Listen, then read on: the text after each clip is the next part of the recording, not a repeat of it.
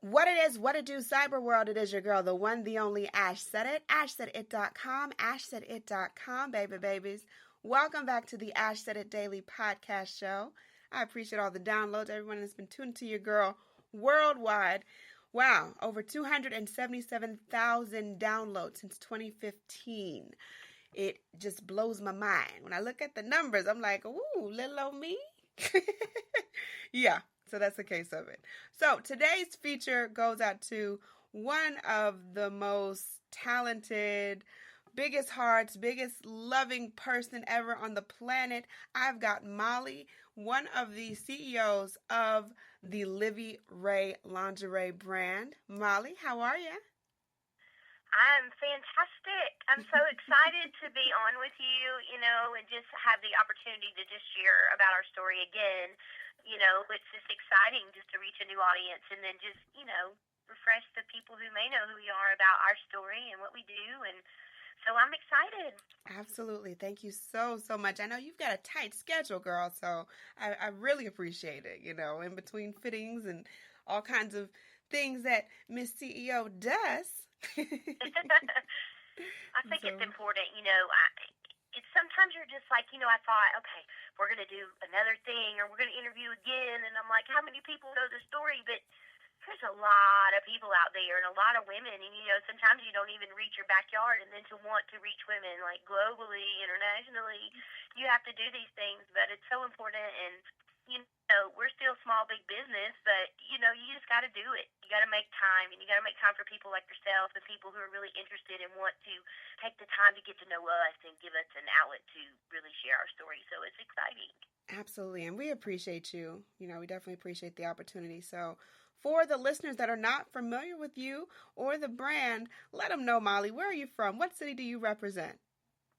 Well, I would say I represent Atlanta, but I'm actually a little bit further north than that. I'm in the country. I'm from Kenton in a small town called Hickory Flat, but I represent really Atlanta. I call home, and I like to spend a lot of time in the city, so I'm a Georgia girl. Okay. So when did you make the transition from Canton into the city to ATL? In about 1995, I decided I was going to leave and really wanted to, expand my education and my culture and just wanted to go to school, and learn about different things. I went to a small college up in North Georgia, but then God had a different plan for me, so I ended up in fashion school in Atlanta and just really always had a strong desire for, people who were different than me, other cultures, other things. And I think that Atlanta is such a melting pot to learn so many different things. So if you don't ever venture out of your small town, you're just going to stay in your small town. So I felt like I was ready to go. I'm a country girl at heart, but my mind and my, need to have fashion and do fun stuff and just tour the world got me out of there. So... Certainly. So what was that transition like for you? You're leaving home, like you said, a little small town in Canton, Georgia, and then coming out to the big city. I think for me, because I've always just had such a bigger spirit than what, most people might have thought. I've always been that girl. My dad said I should have opened a humane society because I always took him straight, like my friends at school, or I just always wanted to be like, in the know and just really get to know people. I think when you have a really strong sense of self, and especially with my faith and knowing that we're all just human beings that we need to just, know each other and learn each other, I wasn't as much as, because even now still in 2017, there are a lot of people who won't travel 20 miles outside of where they're from.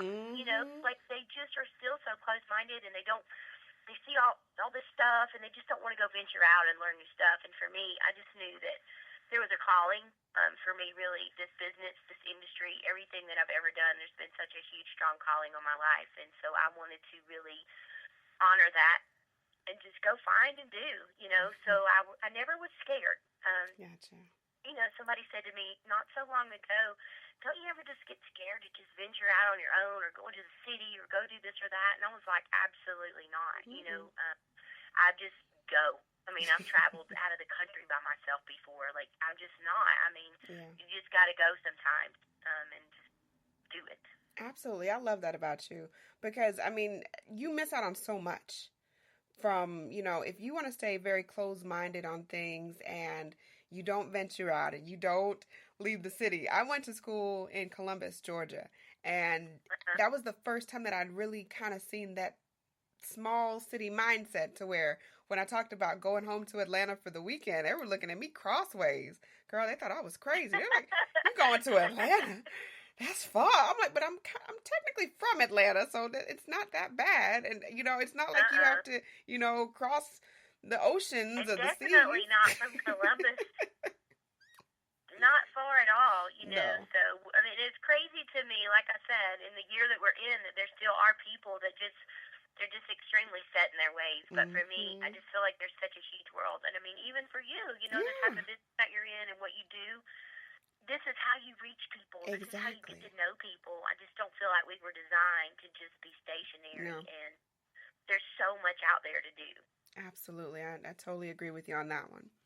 So, as you were exiting fashion school and you got your degree and you got your certifications, what was your mindset like? What were you looking to do with it?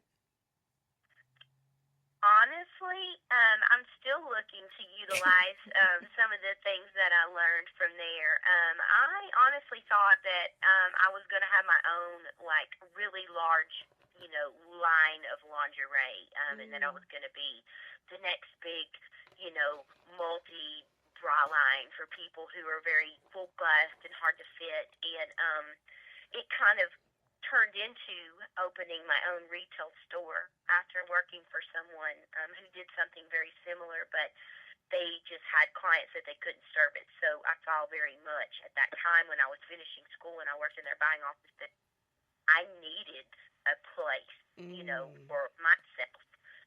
I was not really a candidate for the very own store in which I worked, so I realized quickly, and I really recalled having a dream and a vision when I was about 12 years old. I remember saying, I'm going to own a bra store one day because I was very well endowed at Mm. an early age, and I thought, I don't want to just wear beige bras or nude bras. I want beautiful. I want Yeah. green velvet with gold stripes. I want Yes. something. And then I remember working at Victoria's Secret when I was 16 and thought, there's nothing here for me. I still need a place. Mhm. Um, so having been to school, did a degree, did an internship, I mean, I just knew more than ever. My clothing collection for school was, a lace bodysuit, and that was so different for, Yeah.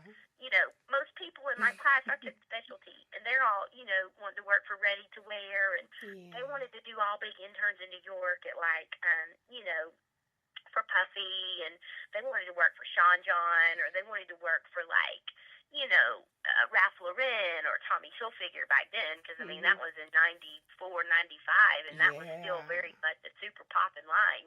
So, Mhm. but for me, I knew there wasn't anything out there. There were very few lines. So having worked for a store that was bringing in brands from the UK and from Canada and from other places in the world, that kind of just had that thing in me. Still, I want to travel, so I ended up going to Poland and just some other places that made bras for average bust women or full figured women, but not necessarily really large. They were just large busts. So I Mm. just followed my passion and I followed my heart, and I really just worked with a lot of different people to kind of understand how this business works. And I think a lot of people when they leave a school like that, they think, "Oh, I'm fixing to land a big job, and I'm going to make Mm. huge tons of money, and I'm going to get lots of money to open a business, and someone's going to see my design and be like, oh yeah, you're fly, let's do it." It's not like that at all. You have to really put in the grind. Yeah. Yeah. Oh I mean, yeah. you have to grind. I mean, the blood, sweat, and tears thing is very, very real. I think there's a lot more tears than there is anything Yeah, and because you blood. keep getting shut down. And Mhm. I just never accepted no because Right. I already knew at that point what the calling was on my life. And so all I could do was be like, okay, God, what's next? It wasn't really doors of closing. It was just that door's not going to open. So let's go to find one that will. Yeah. Um, and so that's what I did. Every time I met a block and I was stumbling, I just said, okay, you know what? We're going to go left today. That didn't work. So we're going to keep going here until Mhm. I finally found something that worked. And even still, 10 years after being in business, we're just now really launching fully our own line. we've made stuff for people, and we did specialty and custom and couture, but we've never had our own brand that had landed into stores or even in our own store that we had consistent with products. So we just had a, retail storefront that we honed in on our business. But, you think leaving school, you're going to land the big job, make the big bucks. So how did you and Cynthia come together? How was that connection? She and I both worked for the same company. Oh. But we had never met. She had founded their alterations program and was working from home. And she had her 2 small children, and she did all the alterations. And then she would come in and do their windows, do displays, make custom designs for people. And I always was like, wow, she's so talented. She's an incredible artist. She can paint, and she can draw, and she can just take a piece of fabric and turn it into anything. I mean, the girl could she has wearable art. I mean, she should be hired to do something for someone that's super famous at Met Gala. Like, that's how talented she is. I think I'm her biggest fan. She's not here tonight. Her kids are getting ready for prom and all kinds of crazy stuff and graduation. So, but she's here in spirit. She just landed her first movie, Diary of a Wimpy Kid. She made an Octo-Man type costume for cosplay last year for DragonCon. And someone saw it, so they used it for the movie. So I'm super excited for her because, I mean, that just goes to show, even after 30 years you've been grinding in this industry, you finally get a movie. You finally get something styled. I mean, and people think, oh, you've got a reality show. You guys are doing it, but you just have to keep doing it. You have to stay relevant. I mean, no matter what industry, fashion, entertainment, television, I mean, artists always have to put out a new album. Yeah. Sometimes it flops. You just have to keep grinding. So, but we met, and we both worked for this company. We both left, and then we ended up coming back because they were going to be on Oprah and touted as the specialist in bra fitting. And so they needed people quickly, and she and I were both really great at bra fitting and doing that. So we bonded. I mean, there was a huge group of sales girls there, but at the end of the day, we had laughter coming from our room and a very serious thing. Women take lingerie and taking their clothes off in front of other women, it's pretty serious. It's not like you just go in and pick it out. We actually service you. So you may be taking your clothes off for a complete stranger for the first time. So you really have to bond. And what we put out, the light and the energy was coming back to us full force because people wanted to come. They came to see us. They wanted to get fit with us. And we saw that there was a need for women who were larger than the sizes that we carried. We needed prosthetics for women that had breast cancer. And we needed moderately priced goods and wares that women could afford and feel comfortable about their purchases, because not everybody can afford to shop at high-end retailers. Yeah. So one day we had went to get some tea, and I just looked at her and I was like, "You ever wanted to own your own business?" And she was like, "No," because she was working part-time then, and her husband was the breadwinner basically, but she was like, "No," but I said, "I do." I was like, "I want to do this, but I want to do it our way. I want to put fabric on the walls, and I want to sell your artwork. And I want people to come in and want you to design stuff for them because they saw a dress, but they don't have $5,000 to spend, but they might have 500. She was like, "You do?" And I was like, "Yeah." And I said, "We can do it." I said, "Let's quit." I said, "You quit first because you're married. You got somebody to support you. I can't quit yet, but I promise you I can do this." And it basically was where we just became instant friends. And she's single, a single child in her family. She's the only child, is what I meant to say. And I was one of 5, so immediately I just took to her and became her sister friend. And then eventually, when we left, we made a decision to leave in March. And and that was in 2006, and we opened our store in June. But just by sheer, determination and God's will, really, I fully credit. I know that some people just don't get it, but until you've been there and you've seen that light and you know the difference, you begin to understand. And I'm a firm believer in our faith and how God has played such a huge role in that. We're just always trying to steer that course, girl, and I feel like when you know what your calling is, if you don't stick to it and do it, it goes away from you. You have to honor. Yeah. You have to honor your gifts, and where gifts, lies. And ours is with service, and helping people. And our business has been a huge ministry, even though in the South, lingerie kind of has a sexualized connotation, or you know what I mean? Yeah. People have to, you sell lingerie, and I'm like, not really.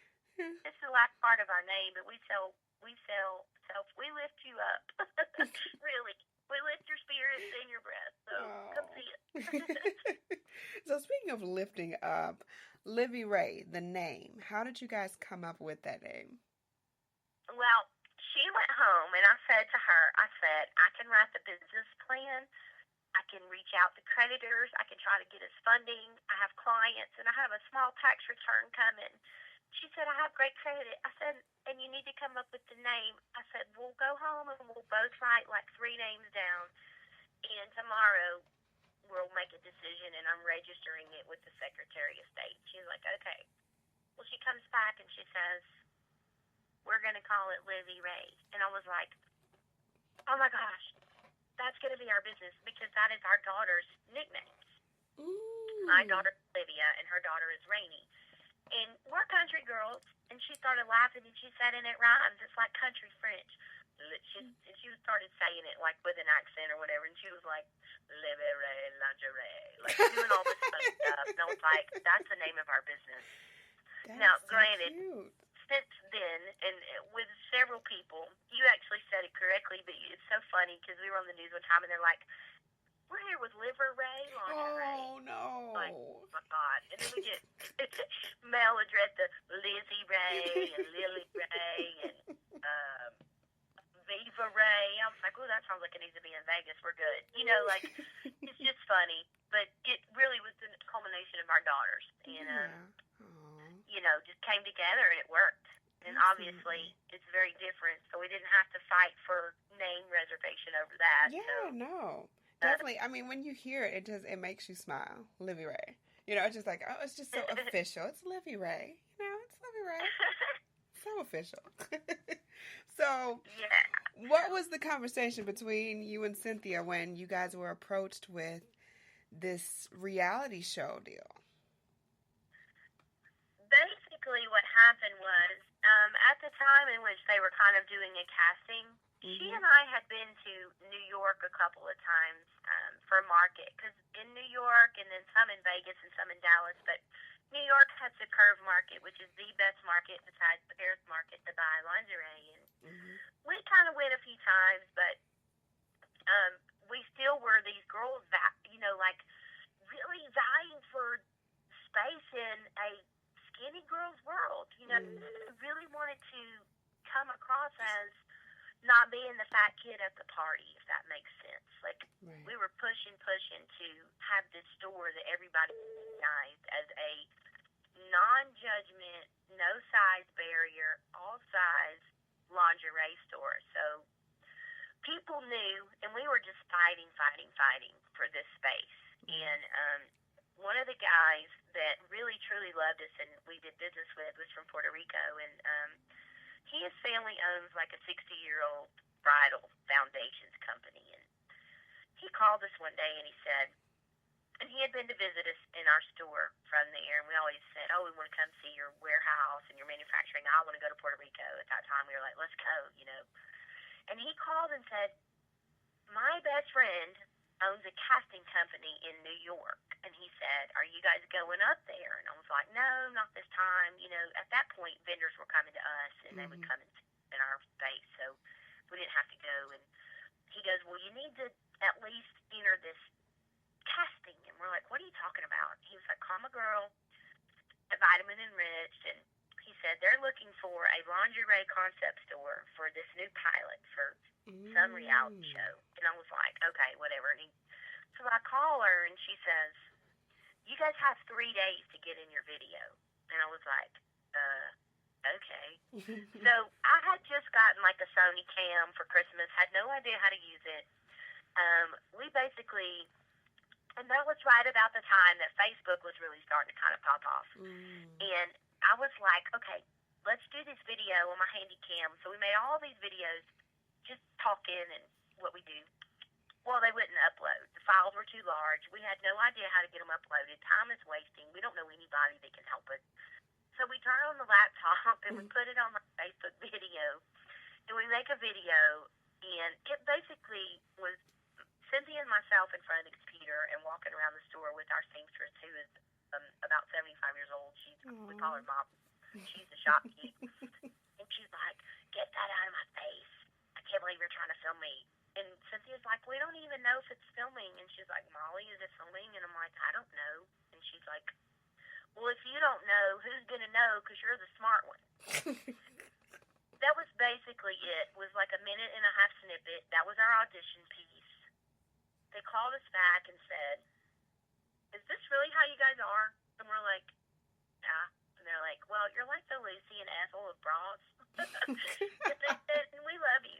But you are at an extreme disadvantage because the other two stores that we like have professional videography. They're just a natural shoe-in for as far as how they look on camera. They're like, but they don't really fit the last time mold at that time. They said, one store was in L.A., a lot of just super, super L.A. babes, a lot of implants. And then the other store was located in upstate New York, and it was in a pretty predominant, I think it was in a pretty predominant, like, Hasidic Jewish community. I don't think they really knew how far they were going to really be able to take the whole lingerie spectrum. So they said, we're sending somebody over. We're going to do a pilot. And the production company also did say yes to the dress, which was well into like 5 or 6 seasons here in Atlanta as well. So they already had a crew. They came. We did the thing. They said, well, we don't really know, but once you do the show, it goes to a viewing committee of like 100 people, and we put it in 3 markets, and people say if they would watch it. Well, we didn't even know all that had happened. We just were still waiting. And then in May of 2012, I think it was, or 2013, a man sent an email that said, I was in the group of people that watched your pilot, and he said, my wife passed several years ago.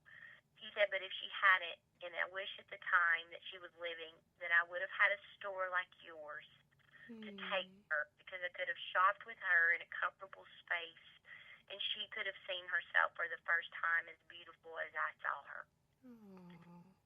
Girl, we cried, and I was like, we're going to have a show. And he said, and I don't really know what's going to happen to you all from here. He said, I don't know if you're going to have a show or not. He said, but if you don't, I wish you all the successes in the world, because there needs to be a safe space like your store for women from all over the world, no matter race, religion, size, whatever. And I knew then that that was coming from an older gentleman. Yeah. So it kind of became a show for everybody, even though it was crazy. It was that, and we did well, and it was good, and it really landed us as a brand in houses across the world. I mean, it reached in South America, where they really have a lot of family value shows, which that kind of came across crazy at first, but there was a lot of really good moral values from it. We were the number 2 show for a while. So, and it went all the way over. It's funny because we got requests for A-cups from a lot of Asian girls, because they too were having problems with bras. Even though they didn't care, they would say, so we transposed all these emails from all over the world of people wanting to know where we were and could we ship some product. I mean, it was really like an overnight. I mean, we didn't know, but after our first show dropped, to be honest with you, I don't really remember. I don't really remember the business aspect of it, because for almost a solid year, we were filming and doing a business, because we only had about 10 employees, and we went from 10 to about 30 overnight. Wow. So it was a blessing and a curse. Yeah, that's a lot to take on. We weren't prepared. Nobody prepares you for the influx of business like that. No one. No, definitely. But you guys did so just beautifully. And like you said, you just continue to just be original. And that's what I love about you guys and your brand, is that you always stand out, and you're not afraid to step on a few toes, because at the end of the day, you're doing what you want to do. You're in your purpose. And you said something key before, is like, when you're in your purpose, everything else falls into place. And that's absolutely what's happened with you guys. And I think, in just today's society and with all the different ups and downs that we've all been dealing with, obviously when there's an election year, you deal with stuff. And I think that, there's so many things that are brought to light. But I feel like when you really search your heart and we just love people for people, and we just continue to be that voice, that's all I want to be. I want to be that voice. I mean, even in the last couple of months when we had controversy, like, I think it was revealed to me very long ago, and I told you earlier in the conversation, like, when my dad said you should open up a humane society, like, I always saw my person on the battle lines, Yeah. Trent Shelton, the guy who does all the rehab videos, and he's such a positive person. Yes. I think it's Trent Shelton. Yeah, I think it is. I think you're right. He has a T-shirt line, and all it says, it's like it says colorblind. Like, I think it's so important, especially for someone like Cynthia and I, who can be a voice and people want to listen, to just really stand up for our beliefs. When we had the controversy, which for the listeners, we chose to put beautiful, strong Black women on our window, and curvy women, and Latino women, and one of our girls who actually is a model, but what people would consider a model, like in your Victoria's Secret type ads or stuff. And then we had a girl who was in a wheelchair with MS, and I think that we were scared. We really thought that we were David against Goliath, because the people that owned this company and that we rent from and lease our building, they had a huge billion-dollar retail portfolio, and I know that they had lawyers on deck to go against us for putting up a controversial window. But once again, when you know your purpose and you stand for what you believe in, when there's absolutely nothing wrong with it, the beauty and the light and the goodness comes from that. And we had, once again, a resurgence of people all across the world. I thought to myself, I don't just have God, I have women and men all over the world backing us, saying, you're doing the right thing. So even when you're faced with the crazy, but in your heart that it's so right, you can't be stopped from that. And we live in purpose, and we do react crazy sometimes, but our heart is pure and try to be and love people. And, we all fall short. Everybody falls short, but praise God for mercy and grace and, the ability to come back and step up and just keep going. Absolutely. I don't know what I would do if I wasn't doing this. Wow. And there's days where I'm like, okay, am I really going to bra fit for the rest of my life and just give a word and touch people, literally touch them? I have to put my hands on them to help them. And it's like, as soon as I'm like, I'm not going to do it anymore, the very next person that comes through my door is a 17-year-old teenage girl who was abused, and now she's overweight, and her breasts are out of control, and this is her only hope to get something to wear to go to prom. Wow. Like, it's more than just a bra. It's really about when the clothes come off, the secrets go out, and we really just are on a mission to save the world one cup at a time, I guess. Yeah. I mean, but it's good. Yes, it is. It is. And I have to say, I've been to your store only once, but I'm going again. I'm coming for my fitting soon and very soon. But being in your store, it kind of just put me into this mindset of this giant adult fun house for just everything dainty and beautiful and glittery. And I mean, it's amazing just walking in there. And like you said, just the artwork, what you guys have done with the ceilings, with the fixture. I mean, everything in there. And then, of course, there's bras decorating every, and you guys got to go. If you haven't been to the LiviRae store in Kennesaw, you need to go. This is so serious. And, first off, seeing the window of all those women, and being a girl myself that, has been busty my entire life, it's genetics, and let's keep it 100. I know the struggles and the problems that you you have growing up, and just finding a bra, not even to impress someone, but just finding a bra that looks good, looks cute, fits right, beyond the standard black and white and beige. There's nothing more disheartening when you go to a retail store and you don't see any bras in your size that look cute, that you just want to look beautiful for yourself. It's not that you're trying to impress someone, but just to look in the mirror and be empowered and be yourself and to love what you see. So I tip my hat to both you and Cynthia for continuing to put out that good positive energy that needs to be out there. And I hope girl, if there comes a moment that we don't, somebody needs to check us, really. Because I think that we as women and business owners and whatever, space creatively or professionally that you live in, we all need people, to surround ourselves with that can say, hey, girl, let's check this out. Like when you pour into people all the time, sometimes you need people to pour into you too. And I think that, this why doing these things is important, and meeting someone like yourself and other really awesome independent business owners that are just wanting to do good in the community and do right by people. So, if it ever happens, because we're women, we go through rough spots. Yeah, we do. And sometimes when we don't see eye to eye, it's generally not about anything that's that major. It's just we might have had a circumstance, and so let's just figure out what it is and let's fix it. Yeah, and then, as women also, I feel like we're always expected to, to pick up the slack and to, be the strong one.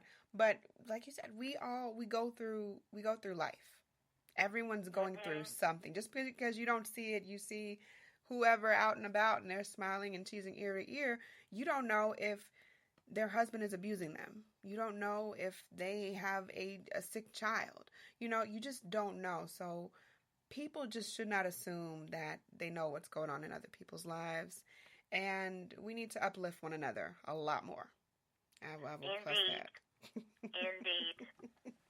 All right, Molly. So while we wrap up here, any advice you have for any up-and-coming person that may be considering doing something in the lingerie field or fashion, anything? Well, for starters, you need to find somebody that you think is super, super good and great at what they do, that you really look up to, and find out, kind of how they got started and what they did. I think a lot of times we don't do enough research. Yeah. I think we expect to just step out and be totally amazing. And you never know, and I've always lived in this lane. If you don't ask, the answer is always no. If you have no idea how many people that are out here that might be willing to give you some advice or help to mentor you or could tell you one thing that could totally change your direction. And I feel really strong about that. I've not always charged. A lot of times people are like, you have to pay for this knowledge. Yeah. But when I was in that place, I could have probably saved a lot of mistakes if someone had been willing to give me just a tidbit of advice on what I was doing, or said, you know what, I really want to help you, and I want to help you because that's what I need to do. Not because, and then once you cultivate yourself, you can always charge and do, but I just feel like if you don't ask, you're never going to get your answer. And you have a 50-50 chance of someone saying yes. You may just need some help. You may need a handout. And I think I've learned that after 10 years because I've never asked anybody for help, and I was always trying to do these events like with Nika and, with all these different things and give. And I thought, I've never even asked my vendors one time if they would donate to this homeless shelter for the women I'm going to fit. And because I didn't want them to think that I was trying to toot my own horn, basically, say, oh, I'm helping homeless people. It wasn't about that. Right. I thought, you know what? I'm going to ask. And when I asked, the doors busted wide open with people giving. Because they really knew that what I was going to do was helpful. And I think that there's a lot of times where we don't ask. And I think that there's a lot of people who think they can get it on their own. And if you ask, you might have an answer. That's a good point. Very, very good point. Molly, thank you so much for being a guest on the show today. Absolutely, girl. I'm with it. Had a I'm with it. blast I love with it. you. I think it's exciting. exciting. I want to do more stuff with you. Yeah. Oh, that's a game. This is a game changer. This is not, no. You have locked onto the Ash Said It network, okay? I'm not letting y'all go. No question. That's what we say. Once you partner with us, you're in. You're in for life. You're into this crazy train that does not go off the track, but it might scare you a little bit. So, what events? Do we have any LiviRae events that are upcoming? We have a couple locally. We are going into my area of town because we feel like when we had the show, a lot of local people didn't want to come in the store. So we do a lot of in-house boutique and different other women in business events where we go mobily and sit.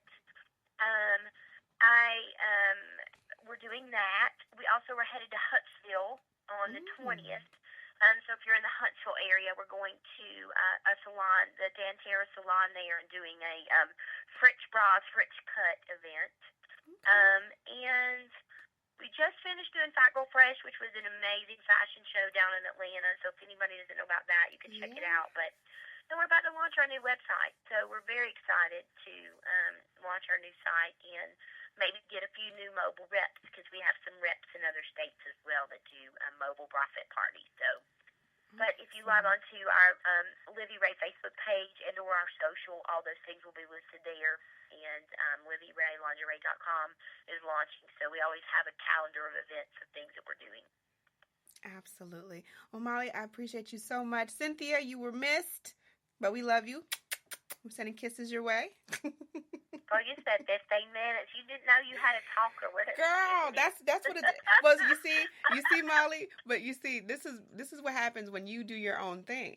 You know, I have no boss. I have no one under me saying, "Oh, Ash, it's over 15 minutes." No. Ash runs the show. So if we get so excited. It's good. No, but and that's what this whole show is about. Is I want people to hear your story. I want them to hear your excitement. So everyone that's downloading the show, y'all go check out LiviRae.